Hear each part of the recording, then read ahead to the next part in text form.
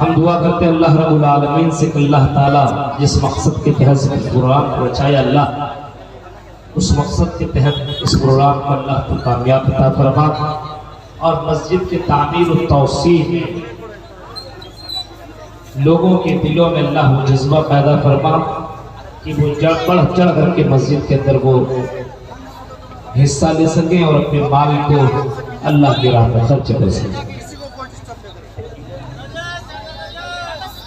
बहुत लंबी चौड़ी खिताब आपके सामने नहीं होगी, बहुत लंबा गुफ्तगू आज का नहीं होगा, क्योंकि मेरे बाद दीगर मुकर्रिर भी है और मुझे बहुत जल्द निकलना भी है।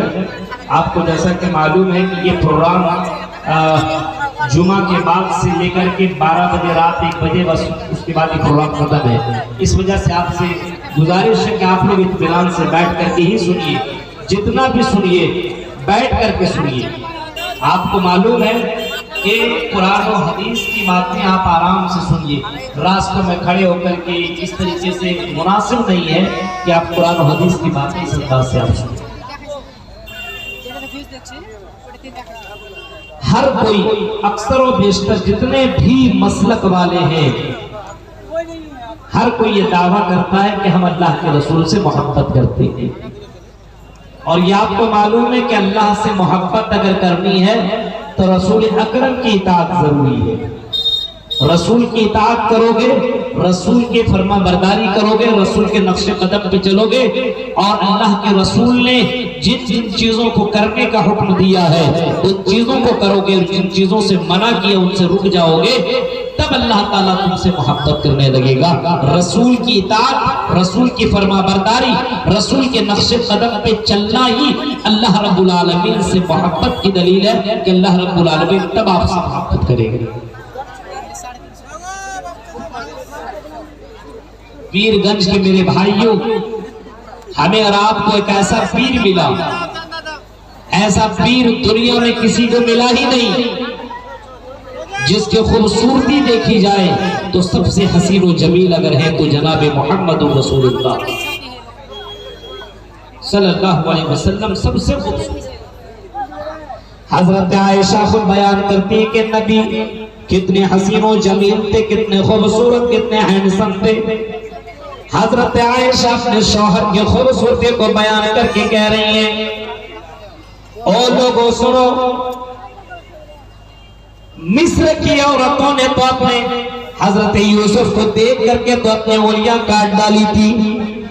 लौराइना अभी भी मोहम्मद की खूबसूरती देखो तो औरत अपने शौहर की तारीफ कर रही है, अपने शौहर के बाकायदा उसकी प्रशंसा कर रही है और तारीफ में कहती है, अगर मिस्र की औरतें मोहम्मद रसूलुल्लाह की खूबसूरती देख लेती, लौराइना हबीबी लक़द काना उलूबुन्ना, तो अपने अपने दिलों के अंदर छुरियां चला लेती, अपने दिलों के अंदर छुरियां चला लेती। तसव्वुर करो, गौर करो, अल्लाह के नबी कितने ज्यादा खूबसूरत।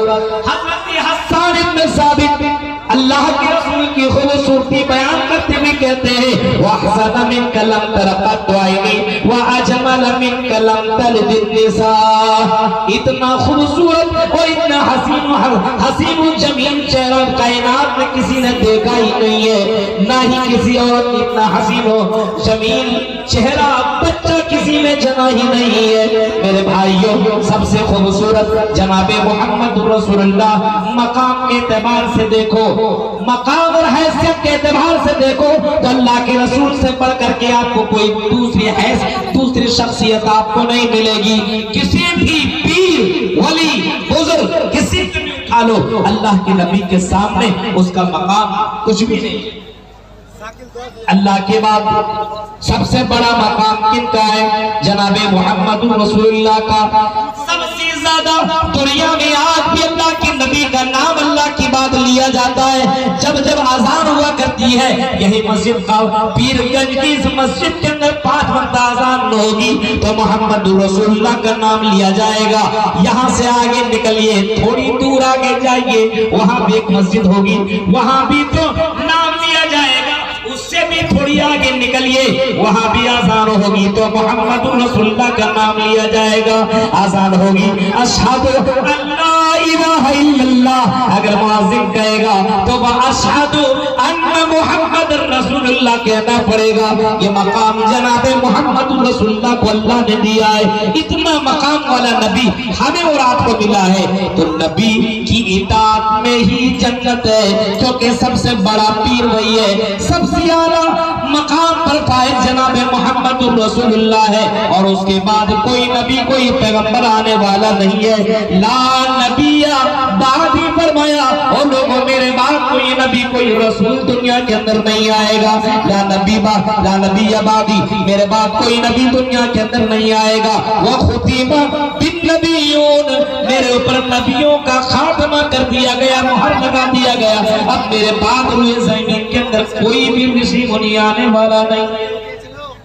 नबी अकरम सल्लल्लाहु अलैहि वसल्लम से मोहब्बत और उसकी इताअत जरूरी है, तमाम जन्नत में जाएंगे। अब और आप कह रहे हैं कि नबी से मोहब्बत, अल्लाह से मोहब्बत करोगे, अल्लाह से मोहब्बत तब जन्नत। अल्लाह कह रहा हो लोगों हमसे मोहब्बत करना चाहते हो तो नबी की इताअत करो। कुल इन कुंतुम तुहिब्बून अल्लाह, ऐ नबी ऐलान कर दो, ऐ नबी आप ऐलान कर दो, लोगों को बता दो, इन कुंतुम तुहिब्बून अल्लाह, अगर तुम अल्लाह से मोहब्बत करना चाहते हो, अल्लाह से मोहब्बत करना चाहते हो, फत्तबिऊनी, तो मेरी इत्तिबा करो, मेरी पैरवी करो, मेरे नक्शे कदम पे चलो।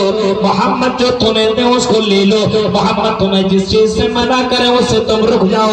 मोहम्मद कहे ये हलाल, ये हलाल, ये हलाल, उसको तुम हलाल समझो। मोहम्मद सल्लल्लाहु अलैहि वसल्लम कहेंगे हराम, ये हराम, ये हराम, उसको तुम हराम तसव्वुर किया करो। फत्तबिऊनी, नबी की इत्तिबा करो। युहिब्बुकुम अल्लाह, अल्लाह तुमसे मोहब्बत करने लगेगा, और मोहब्बत करने का फायदा ये होगा यग़फिर लकुम ज़ुनूबकुम, अल्लाह ताला तुम्हारे गुनाहों को माफ कर देगा, तुम्हें क्षमा कर देगा, तुम्हें बख्श देगा। और अल्लाह जब बख्श देगा तो जाहिर सी बात अल्लाह ताला तुम्हें जन्नत के अंदर दाखिल करेगा। नबी अल्लाह से मोहब्बत अगर करना चाहते हो तो नबी की इत्तिबा